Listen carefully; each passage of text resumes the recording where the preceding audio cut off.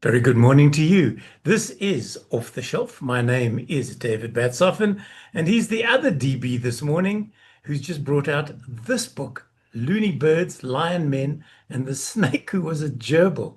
And he is David Bristow. But before I introduce you to him or let him tell you about his book, I have to ask him about this that he published yesterday on Facebook. Obviously, your editors don't believe that first draft is good enough, David. Good morning. Welcome. Hello, other DB. Nice to be here. So, So, do you want me to explain that yeah, explain Facebook that, and then we'll post? talk about your book. Well, it's got nothing to do with this book. I was tasked with doing a visitor's guide to the Cedarburg. Right. I won't mention the publisher just because it's a friend of mine, and I don't want to upset anybody. Fair But enough. I was told quite markedly to not make it a hiking guide because, of course, I used to be the hiking guide king. So Yes. I said, fine. So I wrote long chapters about history and geography and prehistory and prehistory. I kid you not, and other stuff. So I hand in the document, and the first communication with the editor is, "There's not nearly enough hiking. Could you go back and redo the hiking?" So, I can identify, so, David. I was yeah. tasked writing a book on my climbs on Kilimanjaro, and it was meant to be an experiential sort of beginner's guide to Kilimanjaro. And then I get things back like, "Where is the nearest ATM?" I go, "I don't know. I never needed one." This is turning into something that it was never meant to be. In Oliver Tambo International Airport. Yeah. That's where the nearest ATM is. What, to Kilimanjaro? No, I'm kidding. I'm kidding. No, okay. So, so let's talk about your new book. Okay. Now, I was going to say, does this form part of a trilogy? But it can't because there are four books already.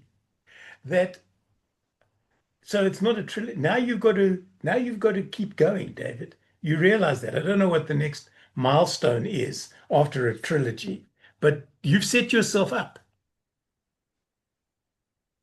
Yeah, this is the end of my felt stories. My stories about people, mainly from historical times, um, places of interest to me, not the usual places, the offbeat places, the places that have a fascinating backstory, and also the people that have fascinating stories. Like, for example, why David Livingstone tried very hard not to discover the Victoria Falls. There's environmental stories, and so there's this four sets book collection of felt stories, but I really am done with them now. Um, Partly because I ran out. I wrote them all. I was going to say, Um, what that's happens, where to from here? Because I know that the Yeah. Wallater story features in this one about killing a lion with a penknife, and that seems to feature in everybody's book over the years, but it's never been embellished. So I'm figuring it's a true story. Well, it's imagine taking on a lion with, it wasn't a penknife, it was actually a sheath knife, It was, which yeah, Wallace stole from the butcher in Komatipoort because it was better than his knife that had been issued. yeah. And when eventually he went on holiday to England, he took the knife with him, and he knocked on the door of the manufacturer in London, and asked to see somebody. The somebody was a belligerent clerk who answered when Wallace says, "I would just thought you would be interested to know that I killed a lion in Africa with this knife," and the the clerk replies, "Yes, I believe it would. It would certainly kill a sheep," which gave Typical Brit. rise to the to the title of that book, of that collection, which was "The Game Ranger, the Knife, the Lion, and the Sheep." So that's where that title came from. Yeah. Um, so when I talk about Wallater, it's a much more embellished, as you say, version of what happened, and he took on not one but three lions, Correct. um, and and a number of times in his life he was even declared dead. He very, very nearly died several times. And this guy must have been tougher than Tambuti would, because he just nothing could bloody well kill him. It's like that Hilux on Top Gear that they tried to blow up, sink in the ocean, and it kept running, whether they wanted it to or not. That's right. Something like that. The book is published by Jacana, as have all your books, if Yeah. I'm not mistaken. Southern Right was your first one, which was 20 of the best stories from the Veld. So you've now moved on. Then there was Running Wild, which had the best book launch I've ever attended. Game Ranger came next. And now we see the end of 2025, with I see your introduction written in August of this very year. So, I mean, this is Yeah. recently put together. This was a quickie, so to speak. So, how do you go All right. about? Yeah, no, you were going to say? No, no, answer your question and then I'll see where we go. Okay, so my question was, how quickly are you able to write? Very. Is that the short answer?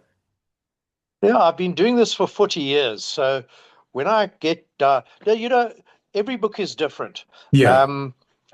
And I'll come around to what I'm doing now, because it sort of leads on to that. So when I'm writing these stories, the stories from the Veld, in fact, there's 5 in the series. So you're missing 2, David. Get on your game, bro. Doesn't Okay. matter. But those were deep research stories. And I'll give you one example.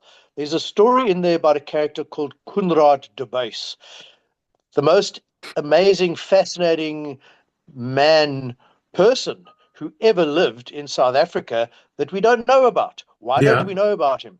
Well, one reason was he was a vagabond. He had a price on his head by both the Dutch and the British authorities in the Cape. And he was said to have fathered 300 children by women of every color excepting white. Um, Now, I picked up on him in a book called Frontiers by Noel Mostert, which is the Mhm. story of the Xhosa speaking people, or Right. isiXhosa if you prefer, whatever. And he's just a paragraph in that book. So I go to the footnotes and I find a reference. And that reference takes me to the National Library in the Gardens. And they've got one of only 2 known copies of that document. The other one is in Pretoria University, where it was submitted as a master's degree in English in the early 20th century. Mhm. So I sneaked that document out of the National Library because I'm like a botanist. Botanists are allowed to pick rare and endangered flowers, but I snuck it out to photocopy it, and I snuck it back in again. It's the most incredible story about this guy. He stood 7 foot tall, and he was a trek boer who amassed a rolling army, a wagon train that fought in the frontier wars against Xhosa and Brit and Boer. And then he gapped it to the wars of the Orange River. He got embroiled in internecine wars amongst the Busters and the Griquas and everybody up there. Has to run away into what is now Botswana, where he gets embroiled in the Difakani or the Mfakani wars, depending which language you use, of the time of Shaka, Mtsilikatsi, Mosheshwe, Mantatisi, and all those warlords. Mhm. And he gets embroiled in those with his guns and his wagons until he runs out of guns and wagons and gunpowder, and his power starts diminishing. But he beats the voortrekkers into what became the Transvaal by more than 20 years. Who was this guy? We don't know. So I followed that thread to the National Library and eventually to a secondhand bookstore in Youngstown, Missouri, where I found a book published again in the early 20th century, a fictitious account of his life. And so I knitted together the story as best I could. Um, so that's what I do. So you ask me, how long does it take to write a book? Not very long. How long does it take me to research a book? Uh, Very long. do There's a you huge difference. There is indeed. Do you sort of deep dive down rabbit holes, like in this Oh, particular instance, and then you vanish for days or weeks at a time, following tiny little threads? I mean, who would think to follow a story of this nature to the USA? yeah, no, crazy. And that the only known copy of that book was there.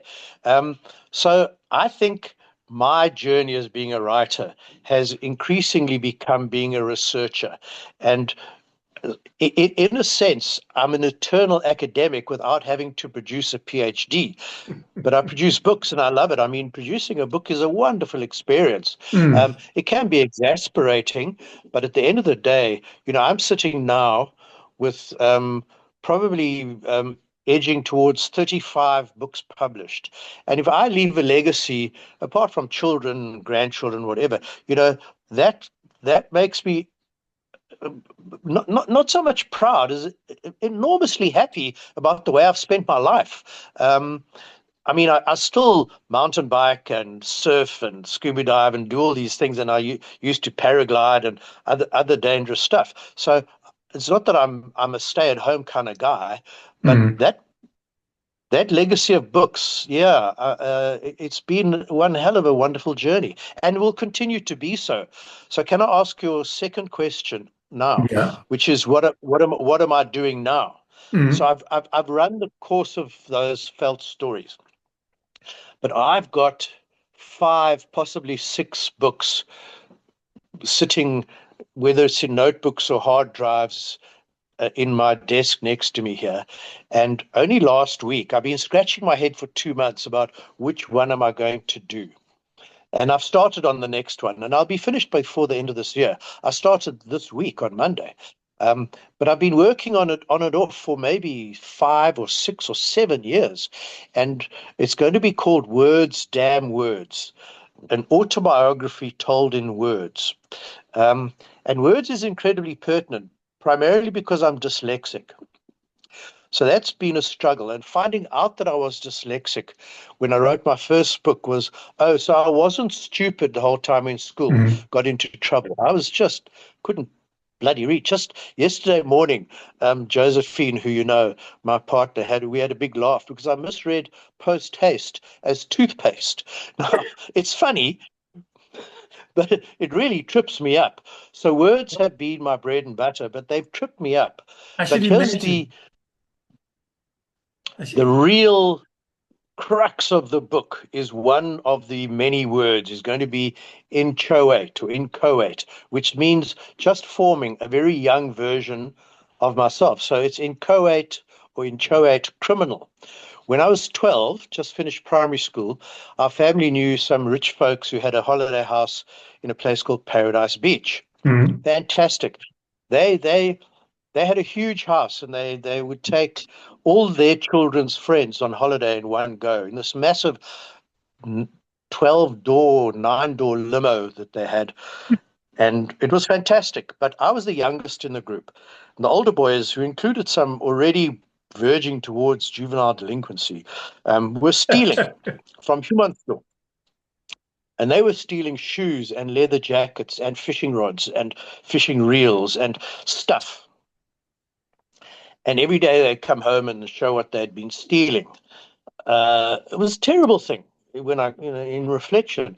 But the peer pressure that I put on myself, I thought I'd better steal something.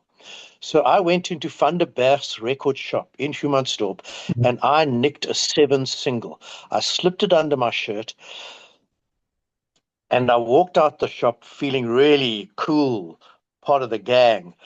And then I heard footsteps behind me, increasing speed. So I ran and ran and ran. I was only 12. And then a hand on my shoulder grabbed me, this firm claw. And I'd been apprehended because the Right. town had had a meeting. The town had had a meeting. It's Christmas time now, right? They're Mm. going to find these perps. They're going to find the people who are ripping the town blind.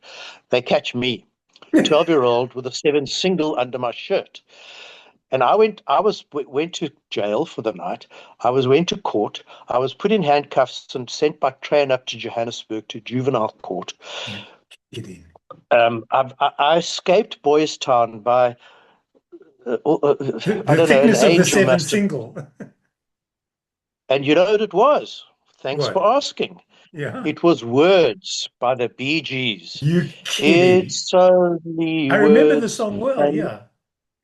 well, that's why my book is called Words, Damn Words. So strictly speaking, you have the Bee Gees to thank for your writing career, dyslexic or And not. I'm ashamed by my choice, I have to say, in You mean if you, retrospect. yeah, in retrospect, you wanted to steal something really cool. So no, you walk away with a cuck BG song.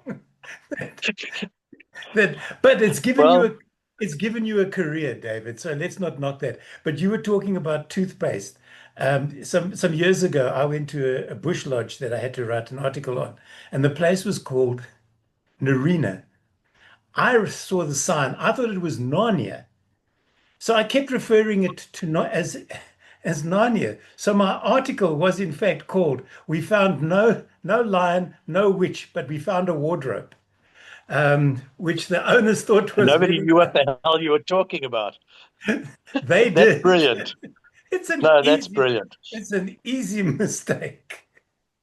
Can I tell you an anecdote? Yes, please.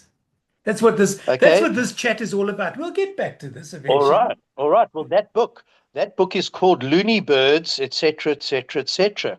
Well, let me Right. tell you, Looney Birds is a story about Francois Le Vaillant, as his name was pronounced, who was one of Hmm. the most famous explorers in Southern Africa, in South Africa, in the 18th century, 1700s. Um, and he was primarily an ornithologist, a bird collector. In collecting means shooting the thing and Yeah. stuffing it into tin. Yeah. But he was a crazy guy. And although he was an incredibly good ornithologist and bird collector, and he was determined to become one of the great scientists of the age, like a Linnaeus or one of those other people, collectors of the time. Mm. Um, he made up birds, completely made them up, and then published. He published accounts of completely fictitious birds. Um, and the story gets quite crazy, how weird he really was. Now, on his travels, it's somewhere in the Eastern Cape, quite close to probably modern day, not Stutterheim, Berkeley Mm. East. Anyway, somewhere around there. Okay, let's just say it's Stutterheim. He met a very comely, coy woman who he calls a princess, and her name was Narina. And he tried to court her, but he was already a middle-aged man. He was married with children in France, for heaven's sake. And she spurned him, and but he was besotted with her. And he named the most beautiful bird that he saw in his travels, and he collected, I know that was shot with a shotgun, this bird in what is now um, the Sarsveld Forest outside George, and it is the Narina Trogan, named Nerina after Trogan. the Khoi princess Narina. Wow. I So mean, there's that story. the background to the stories in here are fascinating. Have you had people query the validity of these stories? And you can say, no, I've researched this I found the book in the USA type of thing. I keep going back to that because that's so fascinating. Mm. But you're able to prove Yeah, that these are not AI generated stories, just, yeah. willy-nilly. Dave, you know that I'm a trained journalist. I did an honors degree in journalism. I worked in Johannesburg as a journalist. I Right. was a magazine editor for 13 years. So good old-fashioned classical journalism is really thick in my blood. Mm. I mean, I bleed ink. Um, so I would never write something that was not true Mhm. without me saying. I would disclosing exactly what that it might or might not be, that it might be a myth, that might be an apocryphal story. I would never fudge the truth, Yeah. excepting if it's writing about my own friends. Then I think they're fair game. Do you have a favorite story in the book and why? I was asked that question some time recently, and what I answered was that it's like saying, "Do you have a favorite child?" You took the And quite words out funny of my because, mouth because that was where I was going to well, go next. then the interviewer said to me, "Well, we all do, don't we?" And I said, "Yes, we do, but we're not allowed to say it on live radio." Um, Yeah. Lest it can be um, used against you. yeah. No, I don't. No, I don't. But there is one. It's the gerbil, the snake that was a gerbil story, is the closest to my heart because it's about me. It's Right. about me and two mates who, as teenagers, knew absolutely nothing. I like to say, we grew up in Joburg, like you didn't, but you live there now. Yeah. I grew up in around about the area where you live, and I said we stole cars and we took drugs on Friday night. What did I know Right. about the African bush? But my one friend who gets lambasted in virtually every story I tell, convinced us that we needed to hitchhike to a place called the Okavango Swamps. Now I'm talking 1974. I There was remember no the safari industry. story. There were hunting concessions. So me and my two buds go on this crazy, crazy adventure, sleeping on the ground. We didn't even have tents. We didn't take proper food. I don't know what we were thinking. We ended up on an island where there's now a very lovely, luxurious safari lodge called Chitabi. So we spent weeks on Chitabi Island. Um, I don't know, just surviving like bushmen. Came home alive, which is miraculous. But then the story about the snake and the gerbil takes place during that adventure. Right. Um, so so yeah, it's closest to my heart, but it's not my best piece of writing. Mm. I don't know which is. Probably Kunrad de Base, because the the amazing journey, the rabbit holes that you refer to, that I went down to uncover that story, I think is the most interesting journey that I've been on. Was it tough to limit the number of stories in this particular book? I mean, do you have others or was this it? You said earlier that this was the last in the series of Bushveld Tales. Yeah. Yeah, I think it's hard. So from 100 stories, Mm. 20 were selected. Um, you know, everyone I think is a good story, but I think it's as good as it can be. It's Right. a good combination. It's a good combination of history, geography, environment, and cuck stories. But that's what tales around a campfire are. That's Well, exactly it. exactly. They've got to inform, Yeah. educate, and entertain. And this book does Yeah. it on all three levels, David. It really and truly does. It's a great toilet read, I have to tell you. Don't take your No, phones for into sure. the toilet, people. Keep a copy of No. this. Keep you Yeah. entertained for hours. And your doctor worried Yeah. about your nether regions, but that's for him to worry about, not you. It loosens the stool. Yeah. I think somebody like Samuel Johnson might have said, "A book doth loosen the stool. A good read doth loosen the There you stool. go. Not so much a book, but a good read. A good read doth loosen." Okay, Your one picture, more story in there. please. Pardon? Yeah. No, you said one more story. Yeah. Okay, so this is an incredible story. Uh, I was on the periphery of it as a non-participating onlooker. A story about a guy who goes down the Zambezi River. He's a river guide. He takes his parents and I think his in-laws on a fishing trip in a little tinny aluminium boat, lower Mhm. Zambezi, so sort of Monopools area. Their boat gets turned over by hippo. They all get thrown out the boat. They end up on a sandbar up to their knees in water. The Right. sun is starting to descend. The sun's starting to descend on the Zambezi escarpment, and they are surrounded by crocodiles. Guide thinks, "Oh crap, I'm going to have to do something." Um, so he sets off on the riverbank. He starts swimming. Now, the Zambezi must be more than a kilometer and a half wide down there. Mhm. Um, Makes for the bank. As he gets towards the bank, it's quite a high vertical sand bank.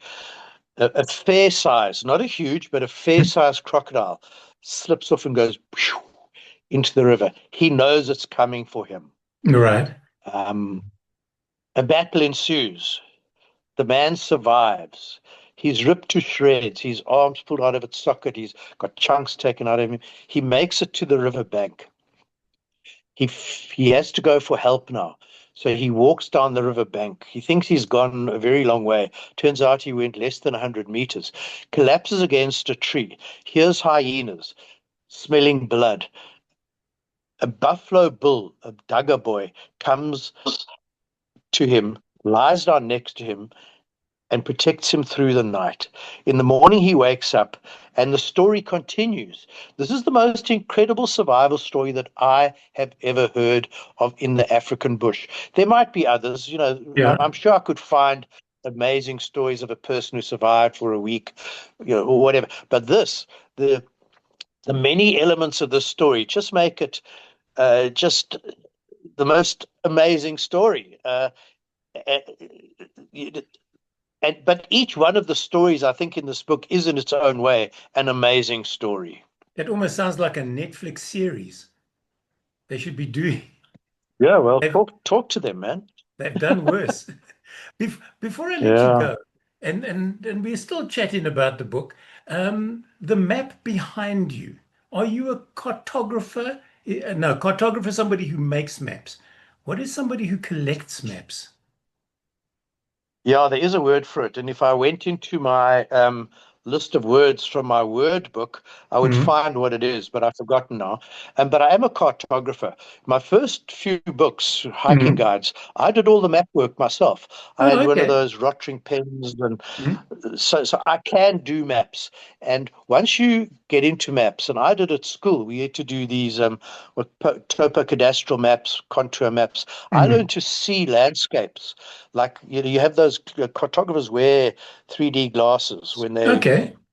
drawing maps. And Yeah. I've got that ability to look at a map and see the landscape. Um, Now, this map is Gondwanderland or Mhm. Gondwana, which is not the proto, the supercontinent of Africa, South America, Australia, Antarctic, India, and other bits. Um, the Karoo Basin uh, is kind of the center of the story of Gondwanaland. And I got deeply immersed in the fossil story of the Karoo, and I even went on fossil explorations with leading paleontologists. And I'm just so crackers about the Karoo period and Gondwana. I went into a secondhand, it's called Collectibles, a bric-a-brac shop in Kalk Bay. And I saw this and I said, man, how much for that map? And I thought they were going to bust me a couple of grand. But the guy said, listen, we're clearing out. You can have it for 500. It just fitted into my Subaru station wagon.